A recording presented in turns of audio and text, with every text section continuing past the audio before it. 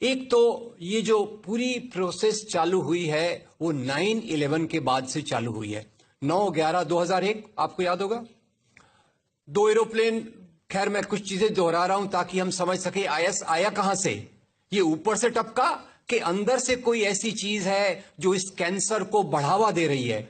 वो कैंसर को जो बढ़ावा देने वाली चीज है वो थोड़ा समझने की कोशिश हम करते हैं। खैर 2 एरोप्लेन आए, 2 एरोप्लेन हाईजैक किए गए ऐसा बोलते हैं। ये सब बोलते हैं वाली बात मैं कह रहा हूं, मीडिया का मामला है। सच क्या है, झूठ क्या है, सच दिखेगा, आसानी से हम उसको पहचान सकेंगे कि नहीं, वो एक अलग बात है। खैर ऐसा कहा गया कि 2 एरोप्लेन आए, हाईजैक करके लाए गए और वर्ल्ड ट्रेड सेंटर की बिल्डिंग से टकराए।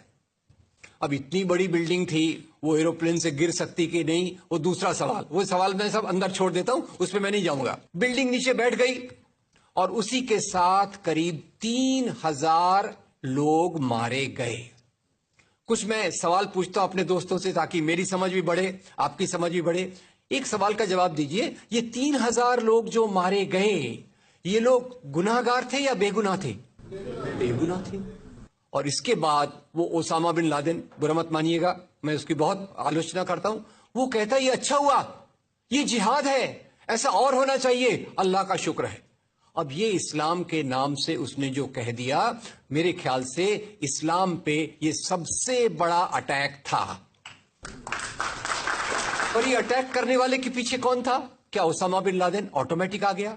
ये अलकायदा कहां से बना? तो इसके बारे में भी बहुत गहरी सारी चीजें हैं जिसका मैंने स्टडी किया है, कुछ उस पर लिखा भी है। मैं बताता हूं, ये अलकायदा बनने की प्रोसेस की शुरुआत थी, बाद में जाकर आईएसआईएस में तब्दील होती है।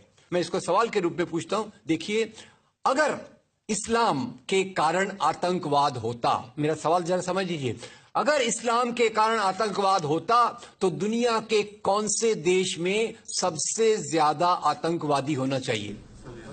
इंडोनेशिया में। सऊदी अरेबिया बहुत छोटा है, पता नहीं हमारे बंबई के बराबर भी है कि नहीं। सऊदी अरेबिया बहुत छोटा है, सबसे ज्यादा आतंकवाद होना चाहिए इंडोनेशिया में, दुनिया का सबसे बड़ा मुस्लिम देश। वहां इस प्रकार का आतंकवाद नहीं है। नंबर 2, वो एरिया देखिए, अभी सवाल आपको बताया गया उसको याद रखिएगा। इस दुनिया के आतंकवाद से, जिसको इस्लामिक आतंकवाद कहा जाता है गलती से, कैसा कहा जाता है वो भी मैं बताऊंगा, इस आतंकवाद से मारे जाने वाले ज्यादा लोग, इससे मारे जाने वाले ज्यादा लोग हिंदू हैं, मुसलमान हैं या क्रिश्चियंस हैं? मुस्लिम हैं। इस्लाम के नाम पे आतंकवाद है, सबसे ज्यादा कौन मारा जाता है? मुस्लिम। अब तीसरी बात का ख्याल कीजिए, किस एरिया में इसका लोकेशन है? This terrorism is located in which area? तो उस एरिया की मैं 3 आपको बातें बताता हूं। उस एरिया में, जिसको मैं वेस्ट एशिया कहता हूं, पश्चिम एशिया में 3 चीजें हैं। नंबर 1, वहां रहने वालों में मुसलमान ज्यादा है, यस नो? उसी एरिया में आतंकवाद ज्यादा है, उसी एरिया में तेल का खजाना है। तो आतंकवाद तेल के कारण है कि इस्लाम के कारण है? तेल के कारण है। और तेल का कब्जा कौन करना चाहता है? तेल का कब्जा वो ताकत करना चाहती है जो वॉशिंगटन में बैठे हुई पूरी दुनिया को नचाते रहती है। काम करने वाला कोई और गुनाहगार कोई और बनाया गया। अब ये आया कैसे? तो आपको बता दूं कि ये अल-कायदा के जो मदरसे, अब मदरसा अपने आप में खतरनाक शब्द उसमें कर देते हैं, कुछ मदरसों में इस आतंकवाद की ट्रेनिंग दी गई। इस्लाम के कारण गलत। ये जो मदरसों में आतंकवाद की ट्रेनिंग दी गई, उसके पीछे भी जो हाथ था, 2 चीजों का था। सबसे बड़ा हाथ था अमेरिका का। अमेरिका ने $8,000 मिलियन, 7,000 टन हथियार दिए अलकायदा को। उनका ब्रेन वॉश किया गया। इस्लाम के जो 2 महत्वपूर्ण शब्द हैं, माफ कीजिएगा अगर मैं कुछ गलत कहूं, मैं इस्लाम का स्कॉलर नहीं हूं, समझने की कोशिश करता हूं, कुछ मैंने गलत कहा तो उसको मैं माफ कर दीजिएगा। तो 2 शब्दों को उन्होंने बदल दिया। एक शब्द था जिहाद। जिहाद तो जो है जिहाद अकबर, जिहाद असगर। जहां तक मेरी समझ है, जिहाद अकबर का मतलब होता है अपनी बुराइयों के खिलाफ लड़ना। जिहाद असगर का मतलब होता है समाज की बुराइयों के खिलाफ संघर्ष करना।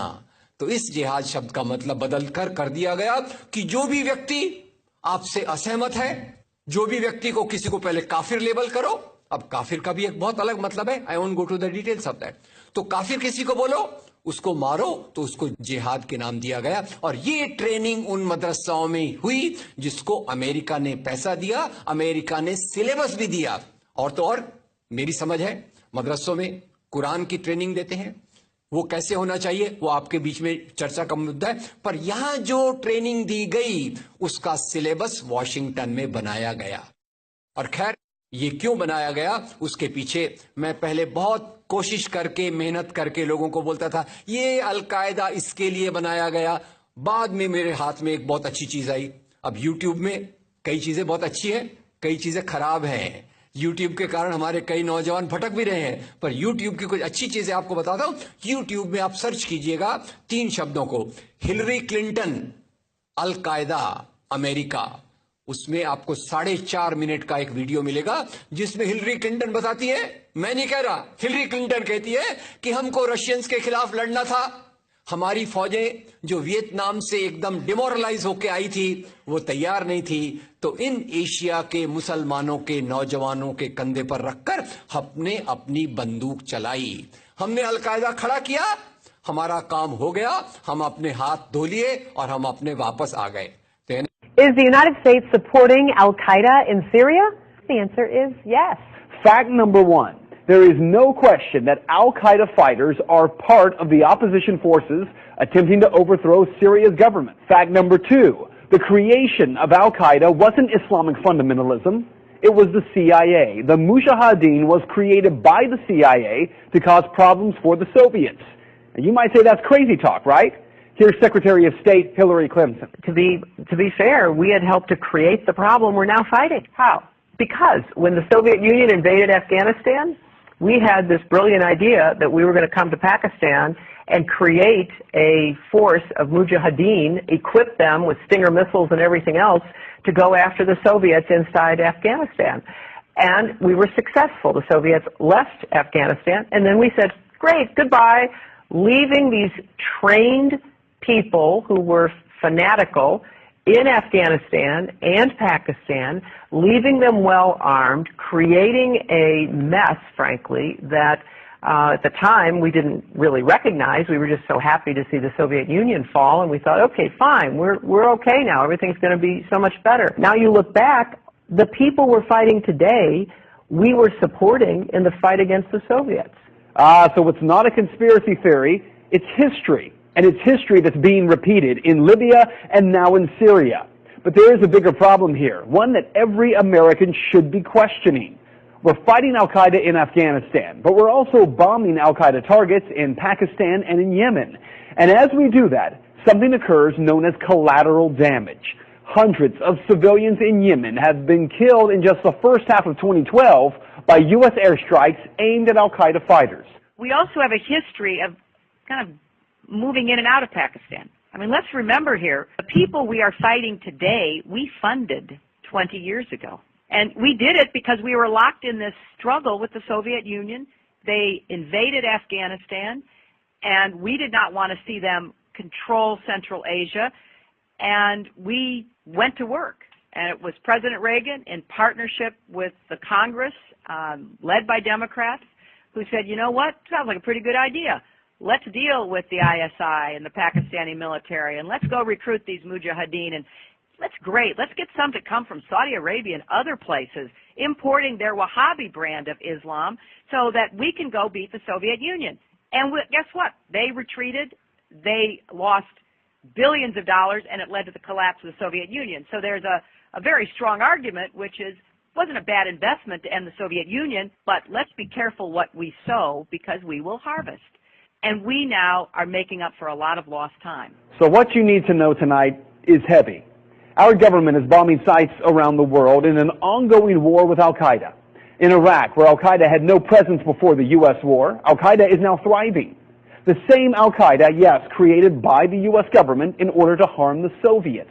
And today, at least 13,000 civilians in Afghanistan are dead as a result of that war with Al-Qaeda. So with all respect to Ms. Fitzgerald from the Irish Times, this is not propaganda. Rather, it is the question that every American should be demanding answers on from Congress and from this president. why are we giving Al-Qaeda fighters money and weapons to overthrow yet another government in the Middle East? Today, our government claims they're freeing the people of Syria. Tomorrow, if history tells us anything, we will be killing and wounding civilians in airstrikes and then referring to them as collateral damage in a war with an enemy who we brought to power. आ गए तो यानी हमने cancer के बीज डाल दिए, हम तो अपने देश में सुरक्षित हैं, उसका जो नतीजा भुगतना हो वो एशिया के लोग भुगते, वेस्ट एशिया के लोग भुगते। और उसी के साथ 9/11 के बाद उसी के साथ अमेरिकन मीडिया ने एक सबसे खराब काम किया, the most anti human act in the history of Mankind. मैं पूरी जिम्मेदारी से ये शब्द कह रहा हूं। क्या किया था अमेरिकन मीडिया ने? अमेरिकन मीडिया ने धर्म को आतंकवाद से जोड़ दिया। मजहब जो मोहब्बत सिखाता है, मजहब जो इंसान को इंसान बनना सिखाता है, उस मजहब के साथ इन्होंने आतंकवाद को जोड़ दिया और एक शब्द बनाया पहली बार, इस्लामिक टेररिज्म। याद रखिए, दुनिया में आतंकवाद पहले भी हुआ है। याद रखिए आयरिश रिपब्लिकन आर्मी, याद रखिए खालिस्तान, याद रखिए नाथुराम गोडसे, याद रखिए इंदिरा गांधी का हत्यारा, याद रखिए राजीव गांधी का हत्यारा। आतंकवाद पहले भी हुए हैं, पर कभी भी मजहब को आतंकवाद के साथ नहीं जोड़ा गया। तो मैं मानता हूं अमेरिकन मीडिया ने अगर सबसे गंदा, सबसे एंटी ह्यूमन काम किया है तो इस जुमले का बनाना जिसको कहते हैं इस्लामिक टेररिज्म। अब इसके पीछे इस्लाम का कोई हाथ नहीं। जिहाद शब्द का मतलब बदल दिया गया और काफिर शब्द का मतलब बदल दिया गया। यहां से ब्रेन वॉश की एक प्रोसेस चालू हुई और इसी को मैं कहता हूं, ये प्रोसेस जो चालू की, ये प्रक्रिया एक कैंसर होती है। मेरा थोड़ा मेडिकल बैकग्राउंड है, मैं जानता हूं कैंसर शुरुआत में होता है, आपने ट्रीट कर लिया तो ठीक है, जब वो फाइनल स्टेज में जाता है तो पूरी दुनिया की बर्बादी करने पे तुल जाता है। और वही बात अलकायदा के साथ हुई। अलकायदा के बाद मामला वहीं खत्म नहीं होता। तेल की प्यास, तेल की भूख बहुत बड़ी है। आप जानते हैं भारत 200 साल तक गुलाम रहा इंग्लैंड का। काय के लिए गुलाम था? क्योंकि उनको यहां का कच्चा माल लूट कर ले जाना था। After colonialism there is imperialism, और ये इंपीरियलिज्म चाहता है दुनिया के रॉ मटेरियल्स, दुनिया के रिसोर्सेस को लूटकर अपनी समृद्धि को, अपनी प्रॉस्पेरिटी को बढ़ाया जाए। और उसी के चलते उन्होंने एक और काम किया और वो काम था इराक पे हमला। अभी ब्रेक्सिट, अभी वो कौन सी रिपोर्ट आई है, मैं नाम भूल गया उसका, जिसमें ब्रिटेन के प्रधानमंत्री जो थे उनको एक गिल्टी करार हो रहा है। वो रिपोर्ट में पहले उन्होंने तय कर लिया कि हमको इराक पे हमला करना है, बाद में आर्ग्यूमेंट ढूंढते रहे कि भाई कौन सी बात पे हम इराक पे हमला करें। तो बोले अरे इराक के पास तो वेपन्स ऑफ मास डिस्ट्रक्शन है। उस बात पे लंबी बहस चली और यूनाइटेड नेशंस, जिसको अमेरिका ने अपने जेब में रख लिया है, उसके सहारे से उन्होंने इराक पे हमला किया। और वो इराक पे हमले के कारण जो वहां की आर्मी स्ट्रक्चर था, जो फौज का स्ट्रक्चर था, वो डिस्टर्ब हो गया। एक तरफ से वो डिस्टर्ब हो गया, दूसरी तरफ से अल कायदा की आइडियोलॉजी आई और इन दोनों को मिलाकर ISIS बना।